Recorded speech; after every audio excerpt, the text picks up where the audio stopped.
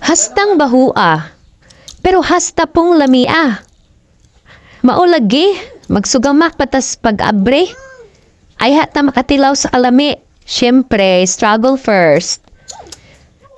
Sama ra pod sa atong panginabuhi, guys. Dili nato diretso maangkon ang kaharuhay, walay kalisud nga maagian. Walay pinili sa matag tunok nga gitagana sa matag usa. Kinahanglan pa mo agi masigpit nga kadalanan. Ug sukdon asa taman ang kabugat sa cross na padayon panggipasan. Mga nagkalaing-laing pagsulay nga nahimong lig-on nga kasinatian ug nahimong